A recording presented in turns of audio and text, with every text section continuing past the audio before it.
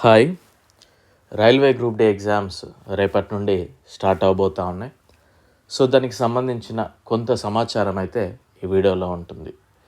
Exam ఎలా రాయాలి, exam హాల్లో మీరు ఏ విధంగా ఉంటే మంచి రిజల్ట్ వచ్చే అవకాశం ఉంటుంది, ఎగ్జామ్కి ఏం తీసుకెళ్ళాలి, ఏం తీసుకెళ్ళకూడదు అనే ఇన్ఫర్మేషన్ అయితే ఈ వీడియోలో ఉంటుంది. స్కిప్ చేయకుండా చూడండి. వీడియో నచ్చితే నలుగురికి షేర్ చేయండి.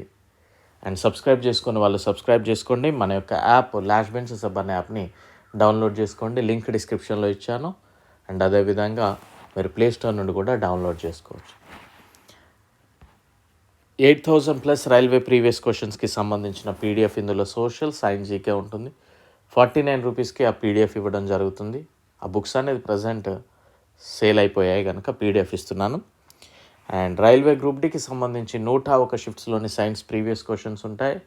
ఇతర రైల్వే ఎగ్జామ్స్లో అడిగిన 1000 సైన్స్ క్వశ్చన్స్ కూడా ఉంటాయి. అది మీకు 51K ఇవ్వడం జరుగుతుంది. తీసుకోవాలనుకునేవారు అక్కడ కనిపిస్తున్న నెంబర్కి సెండ్ చేసే అమౌంట్ సేమ్ నెంబర్కి వాట్సాప్లో పేమెంట్ స్క్రీన్ షాట్ పంపినట్లయితే మీకు కొన్ని గంటల్లోపు పీడిఎఫ్ అనేది పంపివ్వడం జరుగుతుంది. Okay, right. సో మీకు ఇక్కడే క్లియర్గా చెప్పాను, give the best, leave the rest. Give the best, leave the rest. Best ఇవ్వడం మాత్రమే మన చేతుల్లో ఉంటుంది. ఆ మిగిలిందంతా కూడా వదిలేసేయండి. ఓకే, సో మీరు ఎంతైతే బెస్ట్ ఇవ్వగలరో ఎగ్జామ్ హాల్లో అంత ఇచ్చేయండి. ఓకేనా. సో ఫస్ట్ ఏం తీసుకెళ్ళాలి అనే దాని గురించి మనం ఒకసారి చూస్తే, ఫస్ట్ హాల్ టికెట్ ఒక 2 కాపీస్ తీసుకోండి, దగ్గర పెట్టుకోండి. అదేవిధంగా పాస్పోర్ట్ సైజ్ ఫొటోస్ కూడా పెట్టుకోండి దగ్గర.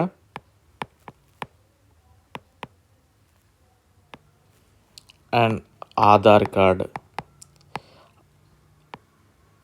ఓకేనా. హాల్ టికెట్తో పోలి ఉండాలి. పాన్ కార్డ్ కావచ్చు, ఓకేనా, పాస్పోర్ట్ కావచ్చు, ఏదైనా కూడా ఒక 2 తీసుకెళ్ళండి. ఎందుకంటే మనం వెళ్ళే మార్గంలో ఒకటి మిస్ అయినా కానీ ఒకటి ఆల్టర్నేట్గా మన దగ్గర ఉంటుంది. ఓకే, సో ఇవి ఏవైనా తీసుకెళ్ళొచ్చు. అండ్ నెక్స్ట్ షూస్ తీసుకెళ్ళకండి. ఎందుకంటే ఇది ఒక పెద్ద పని. వాడు షూస్ విప్పేయండి అంటాడు, మనం ఆ ప్యానిక్ సిచ్యువేషన్లో ఎక్కడో ఇప్పాలి, మళ్ళీ వెళ్ళాలి.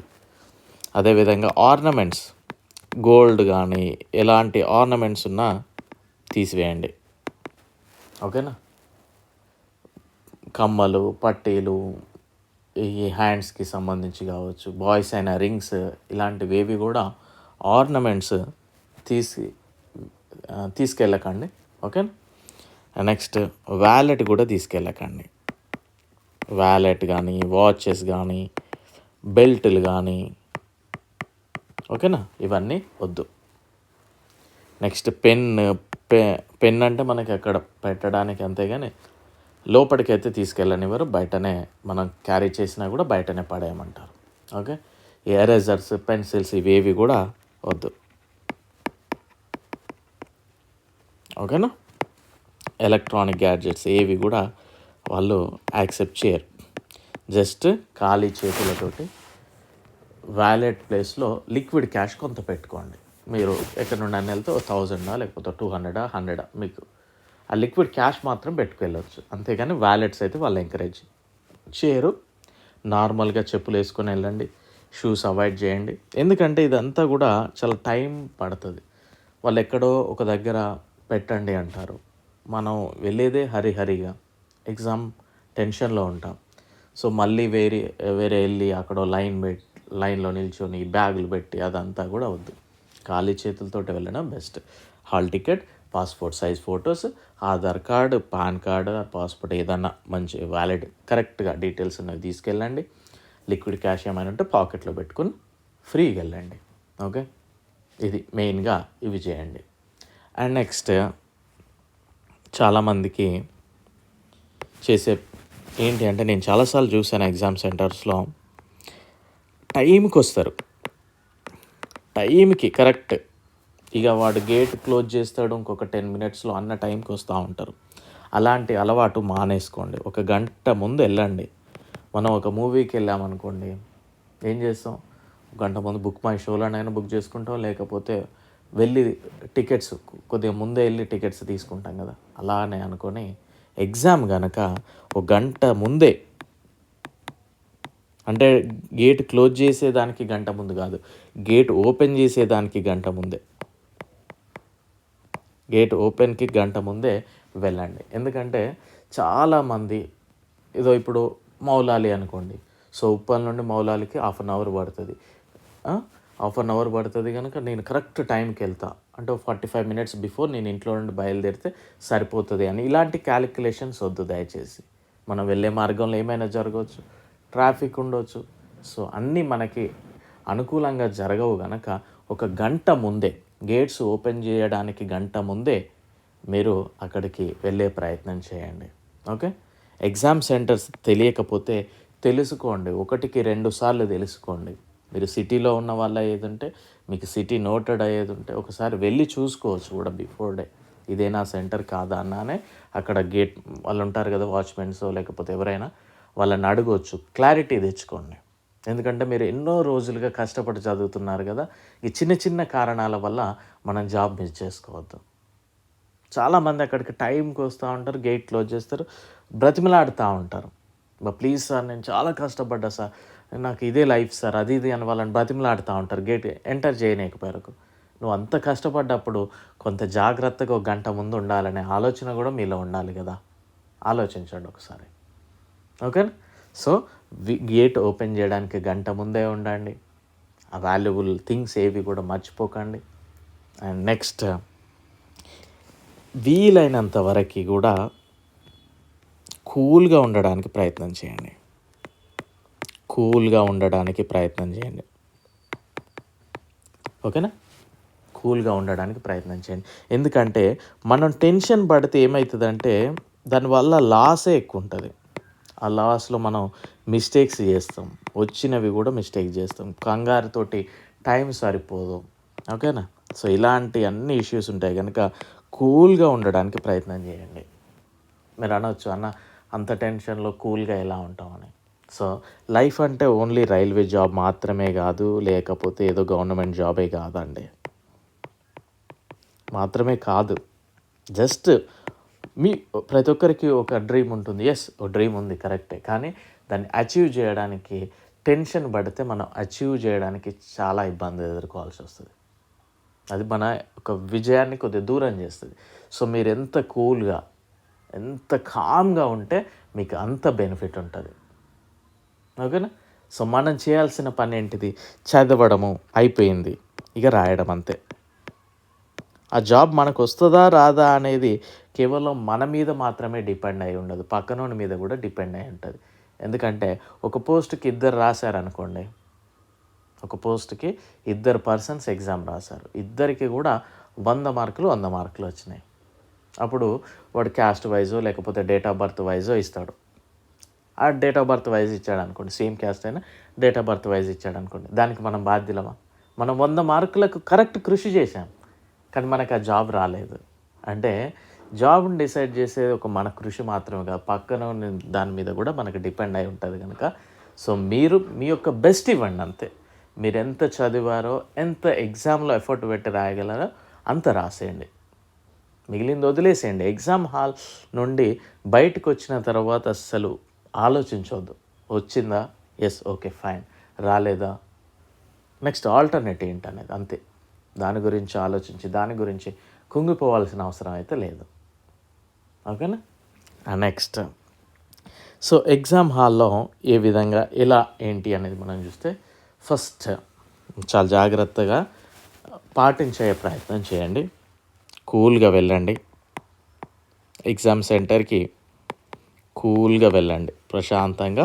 ఒక గంట ముందే కనుక మీరు వెళ్తే గేట్స్ తీయగానే మనం ఏ థింగ్స్ అయితే తీసుకెళ్ళాం కనుక, సో తీసుకెళ్తే ఇక అక్కడ ఎక్కడైతే డిపాజిట్ చేయమంటారో అక్కడ చేసేసి ఎగ్జామ్ హాల్లోకి ఎంటర్ అవ్వండి. వాళ్ళ యొక్క ప్రాసెస్ ఉంటుంది. ఓకేనా, ఎగ్జామ్ హాల్లోకి ఎంటర్ అవ్వండి. ఎంటర్ అయ్యి మీకు ఏదైతే అసైన్ చేస్తారో ఆ సీట్లో కూర్చోండి. కామ్గా, ఎంత కామ్గా అంటే జస్ట్ రిలాక్స్డ్గా హాల్ టికెట్ పక్కన పెట్టుకొని మీ యొక్క ఐడి కార్డు కూడా సిస్టమ్ పక్కన పెట్టుకొని అది మీకే అసైన్ చేసింది కరెక్టేనా కాదా అని ఒకసారి మీరు కీబోర్డ్ కనుక క్లిక్ చేస్తే అక్కడ మీ డేటా కనిపిస్తుంది, మీ పిక్చర్, మీ name.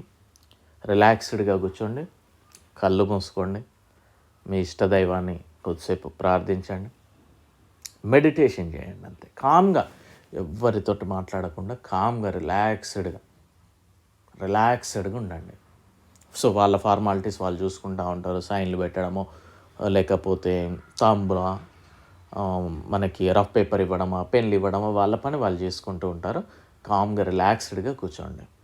Okay, next exam start అయ్యే ముందు వాళ్ళు చెప్తూ ఉంటారుగా, వాళ్ళ యొక్క ఇన్స్ట్రక్షన్ ఫాలో అవ్వండి.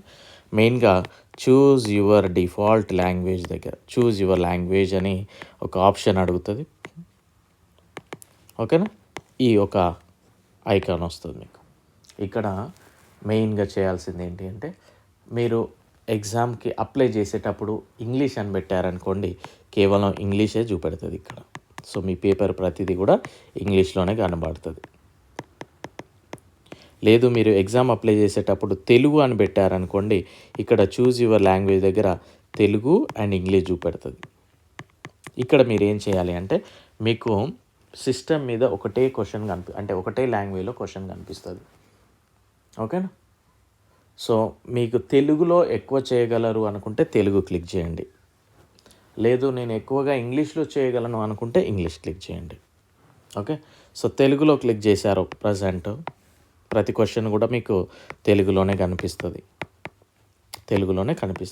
ఎక్కడైనా అరిథమెటిక్లో కానీ రీజనింగ్లో కానీ మీకు పర్టికులర్ క్వశ్చన్ ఇంగ్లీష్లో చదవాలి అనిపించినప్పుడు ఈ క్వశ్చన్ పైనే చేంజ్ యువర్ లాంగ్వేజ్ అని ఒక ఆప్షన్ వస్తుంది. ఇక్కడ మీరు ఇంగ్లీష్ క్లిక్ చేస్తే ఇంగ్లీష్లోకి మారుతుంది ఆ పర్టికులర్ క్వశ్చన్. ఆ తర్వాత క్వశ్చన్ నుండి మళ్ళీ తెలుగులోనే వస్తుంది. ఓకేనా, సో ఈ అవకాశం అయితే ఉంటుంది. లేదు మీరు ఇంగ్లీష్ ఎక్కువ వస్తుంది సార్ అనుకోండి, ఇంగ్లీషే పెట్టారనుకోండి, ప్రతి క్వశ్చన్ కూడా ఇంగ్లీష్లో కనిపిస్తుంది. మీకు ప్రతి క్వశ్చన్ కూడా ఇంగ్లీష్లోనే కనిపిస్తుంది. అయితే మీకు పర్టికులర్ క్వశ్చన్ తెలుగులో కావాలనుకున్నప్పుడు ఇక్కడ చేంజ్ యువర్ లాంగ్వేజ్ అని ఉంటుంది, తెలుగు అని క్లిక్ చేస్తే ఆ క్వశ్చన్ మాత్రం తెలుగులో వస్తుంది.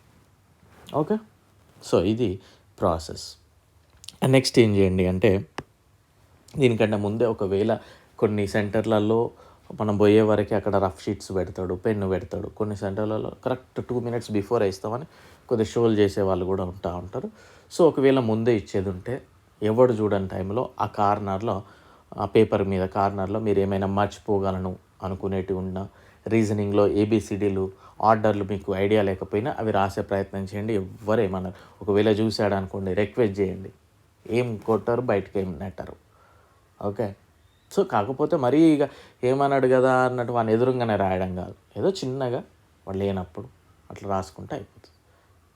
ఓకేనా, సో ఇది జస్ట్ సజెషన్ మాత్రం. ఓకే, సో మీకు ఇప్పుడు మొన్న ఒక మాక్ టెస్ట్ లింక్ యాక్టివేట్ అయినప్పుడు అందులో చూసినట్లయితే మనకి సెక్షన్ వైజ్ కనిపిస్తూ ఉన్నది. అరిథమెటిక్ అని, మ్యాథ్స్ అని, రీజనింగ్ అని, అండ్ సైన్స్ అని, నెక్స్ట్ జనరల్ అవేర్నెస్, ఈ విధంగా కనిపిస్తాం. అంటే మనం రేపటి వరకు కూడా చెప్పలేము మేబీ ఈ విధంగా వస్తుందా లేకపోతే జంబ్లింగ్ వస్తుందా అని. ఓకేనా, సో మీకు ఈ విధంగా వచ్చిందనుకోండి, కొద్దిమంది ఏం చేస్తారంటే ఈజీగా ఉన్నది చేస్తారు. అంటే ఏ టాపిక్ అంటే ఏ సబ్జెక్ట్ ఎక్కువగా వస్తే ఆ సబ్జెక్ట్ ఫస్ట్ చేస్తారు. కొద్దిమంది ఎక్కువ సబ్జెక్ట్ వచ్చింది ఫస్ట్ చేస్తారు. కొద్దిమంది ఏం చేస్తారంటే తక్కువ అది ఫస్ట్ చేద్దాం అనే వాళ్ళు ఉంటారు. తక్కువ సబ్జెక్ట్ నాలెడ్జ్ ఉన్న వాళ్ళు, తక్కువ సబ్జెక్ట్ నాకు ఇందులో కాన్ఫిడెంట్ లేదు అనుకునే వాళ్ళు ఫస్ట్ చేసేవాళ్ళు ఉంటారు. సో ఎవరి చాయిస్ వాళ్ళది. అయితే మెయిన్గా తక్కువ చేసే వాళ్ళు ఆలోచించాల్సింది ఏంటి అంటే, మీరు తక్కువ నాలెడ్జ్ ఉన్నది ఫస్ట్ చేస్తే కొద్దిగా మీ మైండ్ డైవర్ట్ అయ్యి డిసప్పాయింట్ అయ్యే అవకాశం ఉంటుంది. కనుక ఒకసారి ఆలోచించుకోండి. మీరు మెంటలీ స్ట్రాంగ్, నాకు ఆల్రెడీ అందులో నాలెడ్జ్ తక్కువ ఉన్నదే ఫస్ట్ చేద్దామని ఓపెన్ చేశా కదా, నాకు అందులో 5 క్వశ్చన్లు వచ్చినా నేనేం నర్వస్ ఫీల్ అవ్వను అనుకునే వాళ్ళు మాత్రమే తక్కువది ఫస్ట్ చేయండి. ఎందుకంటే కొద్దిగా నర్వస్ ఫీల్ అయిన వాళ్ళు మాత్రం, కొంచెం నర్వస్ ఉన్నా కానీ వాళ్ళు మీకు ఎందులో ఎక్కువ నాలెడ్జ్ ఉంటే అదే చేయడం బెస్ట్. ఎందుకంటే మనకి తక్కువ నాలెడ్జ్ ఉన్నది ఫస్ట్ ఓపెన్ చేసి మిస్టేక్ ఏం రాలేదనుకోండి, డిసప్పాయింట్ అయితే మిగిలిన వాటి మీద ఎఫెక్ట్ పడుతుంది. సో అలాంటి పొరపాటు చేయకండి మీరు. ఓకే, సో అది మీ కన్వీనియంట్గా మీరు ఆలోచించుకోండి. ఇక జంబ్లింగ్ అనుకోండి, జంబ్లింగ్ అయితే ఫస్ట్ క్వశ్చన్ నుండి స్టార్ట్ చేయండి, 100 క్వశ్చన్స్కి క్లోజ్ చేయండి. ఇదే ఆర్డర్ ఫాలో అవ్వండి. ఓకేనా? రైట్. ఎగ్జామ్ రాసే విధానం ఎట్లా అంటే కనీసం 2 సార్లు పేపర్ చూడాలి మనం. తక్కువలో తక్కువ 2 సార్లు. 2 సార్ల కంటే ఎక్కువ చూసే టైమే ఉంటుంది. 3 సార్లైనా చూడవచ్చు. ఏ విధంగా అనేది కూడా చెప్తాను నేను. ఓకే. సో ఫస్ట్ మనకి 100 క్వశ్చన్లు ఉన్నాయి. మనం ఏం చేయాలి? 100 క్వశ్చన్లు ఖచ్చితంగా చదవాలి. అది మాత్రం గ్యారంటీ. అవునా? 100 క్వశ్చన్లు ఎగ్జామ్, 100 క్వశ్చన్లు చదవాలి ఖచ్చితంగా. మనకున్న టైం 90 minutes. ఓకేనా? ఇక్కడ మీరు గుర్తుంచుకోవాల్సింది ఏంటి అంటే మనకి 100 మార్కులు అవసరం లేదు. 100 మార్కులు అవసరం లేదు. ఓకేనా? ఇందులో 100 క్వశ్చన్లో కనీసం 10 క్వశ్చన్లు మనకు రాని అయినా ఉంటాయి. అంటే మెజారిటీ ఆఫ్ పీపుల్కి. అవునా? కనీసం 10 క్వశ్చన్లు అయినా రాని ఉంటాయి. సో మరి బట్ మనం చదవాల్సింది 100 క్వశ్చన్లు చదవాలి. మెయిన్గా మీరు ఏం చేయాలి అంటే ఒక 3 రకాలుగా క్వశ్చన్స్ని డివైడ్ చేసుకోండి. ఇలా ఒక రఫ్ పేపర్ మీద ఫస్ట్ క్వశ్చన్ ఓపెన్ చేశారు. First, second, third, fourth, fifth, sixth, seventh, eighth, ninth, 10th. First question open చేశారు. మీరు ఎప్పుడు కూడా ఫస్ట్ దాంట్లో 50 seconds లోపు ఉన్న క్వశ్చన్సే చేయండి. 50 seconds లోపు చేసే క్వశ్చన్స్ అంటే ఒక క్వశ్చన్ని చూడగానే మనకి ఏం అర్థమవుతుంది అంటే ఎస్ ఈ క్వశ్చన్ నేను ఈజీ. ఇప్పుడు సపోజ్ భారత రాష్ట్రపతి ఎవరు, భారత మొట్టమొదటి మహిళా రాష్ట్రపతి ఎవరు అనే క్వశ్చన్ ఉంది. క్వశ్చన్ చదివాను వెంటనే మనకు ఆన్సర్ చెప్పేయాలి. ఓకేనా? సో ప్రతిభా పాటిల్ గారు కదా. ఎస్. సో ఆ క్వశ్చన్ వచ్చింది కనుక ఆన్సర్ చేసావు, అయిపోయింది. రెండవ క్వశ్చన్ అరిథమెటిక్లో ఒక కాంపౌండ్ ఇంట్రెస్ట్ క్వశ్చన్ వచ్చింది, చేసావు. థర్డ్ క్వశ్చన్ వచ్చేసి సిట్టింగ్ అరేంజ్మెంట్ క్వశ్చన్ అనుకుందాం, అది చాలా టైం పడుతుంది. సో అలాంటప్పుడు ఏం చేయాలంటే ఈ థర్డ్ క్వశ్చన్ ఈ పేపర్ మీద రాసేయండి. ఓకే. ఫోర్త్ క్వశ్చన్ నీకు రాదు, వదిలేసేయండి. ఫిఫ్త్ క్వశ్చన్ వచ్చింది కానీ టైం పడుతుంది, ఇక్కడ రాసి. సిక్స్త్ క్వశ్చన్ ఈజీగా చేసావు. సెవెంత్ క్వశ్చన్ అసలే రాదు. ఎయిత్ క్వశ్చన్ ఈజీగా చేసావు. నైన్త్ క్వశ్చన్ టైం పడుతుంది. అండ్ 10th క్వశ్చన్ ఈజీగా చేసావు. ఇలా ఈ బాక్స్లో టైం తీసుకునే క్వశ్చన్స్ అన్నీ రాశాను. సో మీరు ఓవరాల్గా 40 to 45 minutesలో నువ్వు ఫస్ట్ 100 క్వశ్చన్స్లో ఈజీగా ఒక 40 క్వశ్చన్స్ అనేవి చేస్తావు నువ్వు పర్ఫెక్ట్గా చేయగలిగితే. ఓకే. సో నెక్స్ట్ ఏం చేయాలి అని అంటే మళ్ళీ నువ్వు ఇక్కడ 4th క్వశ్చన్ ఓపెన్ చేయొద్దు, ఎందుకంటే నీకు అది రాదు. నువ్వు ఫస్టే చదివిన క్వశ్చన్ నీకు రాదు అని డిసైడ్ అయినావు. దెన్ మళ్ళీ నువ్వు అదే క్వశ్చన్ని క్లిక్ చేసి మళ్ళీ చదవడం వల్ల ఏమవుతుంది అంటే మళ్ళీ ఒక 6 seconds వేస్ట్ అవుతుంది. సో ఆ 6 seconds వేస్ట్ చేయొద్దు నువ్వు ఇక్కడ. ఓకే. సో సెకండ్ టైంలో ఏం చేయాలి అని అంటే మళ్ళీ నువ్వు ఇక్కడ థర్డ్ క్వశ్చన్ డైరెక్ట్ థర్డ్ మీదనే క్లిక్ చేయాలి. థర్డ్ అయిపోయింది.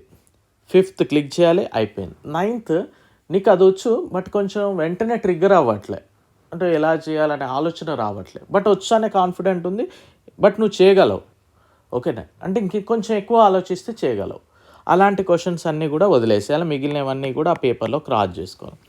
అలా ఏమవుతుందంటే మరొక 30 minutesలో ఈజీగా మరొక 25+ క్వశ్చన్స్ అయినా చేస్తాను. నేను అన్నీ కూడా తక్కువ చెప్తున్నాను ఇక్కడ. ఓకేనా? సో నీకు స్టిల్ ఇంకొక 15 minutes ఉంటుంది. ఆ 15 minutesలో ఇగో ఈ బాక్స్లో ఏదైతే మిగులుతాయో అంటే ఇంకా ఆలోచిస్తే అలాంటి క్వశ్చన్స్ ఏవి ఉన్నాయో అవి చేయాలి. స్టిల్ నీకు టైం ఉంటే ఆ ఏవైతే ఇక్కడ 4th రాదన్నావు కదా, 7th రాదన్నావుగా, అవి ఆలోచించాలి లాస్ట్కి, అది టైం ఉంటే. సో ఫస్ట్ నువ్వేం చేయాలి, 40 to 45 seconds 55 secondsలో 50 secondsలో చేయగలిగే క్వశ్చన్స్ అన్నీ చేయాలి. ఆ తర్వాత 1.5 minute లోపు నీకు టైం కలిసి వస్తుందండి. నేను చెప్పినట్టు ఇక్కడ 45 minutes పడుతుంది అని ఏం లేదు. ఎందుకంటే ఒక క్వశ్చన్ ఇప్పుడు చెప్పాను కదా, భారత ఫీమేల్ ఫస్ట్ ప్రెసిడెంట్ ఎవరు అన్నప్పుడు ప్రతిభా పాటిల్, దానికి 50 seconds ఏం పట్టలేదు. సో నీకు అక్కడ ఒక 20 seconds పట్టినా ఇంకో 30 seconds నీకు వేరే క్వశ్చన్లో యాడ్ అవుతుంది. సో ఆ విధంగా నీకు టైం ఉంటుంది ఖచ్చితంగా, మీరు ప్రాపర్గా చేయగలిగితే. ఓకే. సో చేసే విధానం ఇది. అండ్ మీరు చేయకూడని పొరపాట్లు ఏంటి అంటే ఎప్పుడు కూడా చదివిన క్వశ్చన్ మళ్ళీ చదవద్దు. ఎప్పుడు చదివేటప్పుడే జాగ్రత్తగా చదవాలి. అర్థం చేసుకునేటప్పుడే జాగ్రత్తగా చదువు. తొందర మనం ఫాస్ట్గా ఒక 3 లైన్ల క్వశ్చన్ ఉందనుకోండి, ఫటాఫట్ చదివినావు. అరే ఎక్కడ నువ్వు అర్థం కావట్లే అని మళ్ళీ చదివినావు అనుకో, అంటే ఫస్ట్ 3 లైన్స్ చదవడానికి నీకు 10 సెకండ్స్ పట్టింది. నువ్వు మళ్ళీ అర్థం కాక మళ్ళీసారి చదివినావు అనుకో, మళ్ళీ 10 సెకండ్స్ పడుతుంది, అంటే టోటల్ 20 సెకండ్స్ పట్టింది. అదే నువ్వు ఇక్కడ తొందరపడకుండా కొద్దిగా జాగ్రత్తగా చదివినావు అనుకో, 10 సెకండ్స్ది మహా అయితే 15 సెకండ్స్ పడుతుంది. అంటే ఎంత కాదన్నా 5 సెకండ్స్ అన్న మిగిలింది కదా. సో అందుకే జాగ్రత్తగా చదవండి, జాగ్రత్తగా అర్థం చేసుకోండి క్వశ్చన్ని. ఓకే, చేసేటప్పుడు కూడా జాగ్రత్తగా చేయండి ఆన్సర్. ఓకేనా, ఎందుకంటే స్టెప్ బై స్టెప్ వేసేటప్పుడు ప్రాపర్గా వేయండి, రీచెక్ చేయకండి. అంటే చాలామంది ఏం చేస్తారంటే అతి భయం అనుకోవచ్చు, వాడు చేస్తాడు ఆన్సర్ ఉంటుంది, అరే నేను కరెక్ట్గా చేశానా లేదా, ప్లస్ వేసే కాడ ప్లస్ వేసానా, లేకపోతే క్వశ్చన్ సరిగా అర్థం చేసుకున్నానా లేదా అని మళ్ళీ ఫస్ట్ స్టెప్ నుండి లాస్ట్ స్టెప్ వరకు మళ్ళీ చెక్ చేస్తాడు. అందుకే మొదటనే ఓ సెకండ్ లేట్ అయినా పర్లేదు, ప్రాపర్గా చేయండి. నువ్వు ఫటాఫట్ తొందరలో చేసి మళ్ళీ ఇంకొకసారి రీచెక్ చేసుకున్నావు అనుకో, నీకు ఇక్కడ నార్మల్గా చేస్తే 1 సెకండ్ వేస్ట్ అయ్యేది, ఇక్కడ చేస్తే మళ్ళీ ఒక 15 సెకండ్స్ వేస్ట్ అయిపోతుంది. సో ఎప్పుడు రీచెక్ చేయకండి. ఓకేనా, సో ఖచ్చితంగా అది మాత్రం ఫాలో అవ్వడానికి ప్రయత్నం చేయండి. అండ్ నెక్స్ట్, రాదు అని తెలిసిన క్వశ్చన్ ఎప్పుడు చదవకండి. మళ్ళీ రాదు అని తెలిసిన ప్రశ్న ఎట్టి పరిస్థితుల్లో మళ్ళీ చదవకండి. ఎప్పుడు చదవాలంటే లాస్ట్కి టైం ఉంటేనే చదవాలి, లేకపోతే చదవద్దు. ఎందుకంటే ఇప్పుడు నువ్వు చూసినట్లయితే ఇక్కడ 4th క్వశ్చన్ నీకు రాదు, ఒకసారి చదివినావు 10 సెకండ్స్లలో డిసైడ్ అయినావు. ఇప్పుడు జింబాబ్వేలో ఏం జరిగింది, సపోజ్ రీసెంట్గా ఎవరైనా డెత్ అయింది అనుకో, ఎవరు అని అంటే నాకు తెలియదు ఆన్సర్, క్వశ్చన్ చదివినా ఆన్సర్ తెలియదు, అసలు నేను ఎంత ఆలోచించినా రాదు నాకు ప్రజెంట్. సో అలాంటి క్వశ్చన్ని నువ్వు మళ్ళీ ఒకసారి చదవడం వల్ల ఏమన్నా ఉపయోగం ఉందా, లేదు. అందుకే లాస్ట్కి చూడండి టైం ఉంటే. ఓకే, సో ఇలాంటివి చేయండి. అండ్ మెయిన్ థింగ్ ఏంటి అంటే, మనకి అన్ని క్వశ్చన్లు రానవసరం లేదు. ఫస్ట్ క్వశ్చన్ ఓపెన్ చేస్తే 10 క్వశ్చన్ల వరకు టఫ్ ఉండొచ్చు. సపోజ్ ఇక్కడ 10 క్వశ్చన్లు టఫ్ ఉన్నాయి కదా అని మళ్ళీ 50 క్వశ్చన్ క్లిక్ చేయకండి. మన దరిద్రం ఎట్లుంటుంది అంటే 50 నుండి 60 వరకు మళ్ళీ టఫే ఉంటుంది. అరే ఇక్కడ కూడా టఫే ఉన్నాయి కదా అని మళ్ళీ 90 క్లిక్ చేసినాం అనుకో, 100 కాడికి వచ్చే వరకు ఇవి టఫే ఉంటాయి. అంటే మన బ్యాడ్ లక్ ఇలా ఉండవచ్చు. సో అందుకే కంటిన్యూటీ మెయింటైన్ చేయండి, 1 to 100కి వెళ్ళండి, జంబ్లింగ్ ఉంటే. లేదు మాకు సబ్జెక్ట్ వైజ్ ఇస్తే నీకు ఎందులో బెస్ట్ నాలెడ్జ్ ఉంటే అది గెయిన్ చేయొచ్చు, అక్కడ కూడా ఫస్ట్ నుండి ఆ ఆర్డర్లోనే వెళ్ళండి సీరియల్గా. ఎందుకనంటే ఇక్కడ నువ్వు 30 క్వశ్చన్స్ చదివినావు, బ్యాడ్ లక్ కనుక నీకు 30 రాలేదు, నువ్వు ఇక్కడనే ఒక 15-20 మినిట్స్ వేస్ట్ అయింది. నీ దరిద్రం ఏంటంటే మిగిలిన 70 క్వశ్చన్స్ నువ్వు ఆట ఆడుకుంటావు, అంటే వెరీ ఈజీ క్వశ్చన్స్ నీకు. సో నీకు ఉన్న టైం 70 మినిట్స్. కాకపోతే ఏమవుతుందంటే నువ్వు ఇక్కడ మెంటలీ వీక్ అయిపోతావు, ఆల్రెడీ 30 క్వశ్చన్స్ రావు, 20 మినిట్స్ అయిపోయింది, ఇక మిగిలిన 70, ఇక్కడ 30కి 30 రాలేదు, మరి అక్కడ 70లో ఇంకో 20 అయినా రాకపోతే దండగే కదా అనే ఒక నర్వస్నెస్లోకి నువ్వు వెళ్ళిపోతావు. కనుక ఆర్డర్లో చేయండి, బెస్ట్ అది. ఓకే, అండ్ నెక్స్ట్ థింగ్ ఏంటి అంటే, మొదటి క్వశ్చన్ చేసినప్పుడు ఎంత కూల్గా ఉన్నావో లాస్ట్ క్వశ్చన్ వరకు కూడా అదే కూల్నెస్ మెయింటైన్ చేయండి. కంగారు అస్సలు పడవద్దు. ఓకే, కంగారు ఎట్టి పరిస్థితుల్లో పడకండి దయచేసి. ఓకేనా, సో ఫైనల్లీ నేను చెప్పేది ఒకటే మీ అందరికీ, give the best, leave the rest.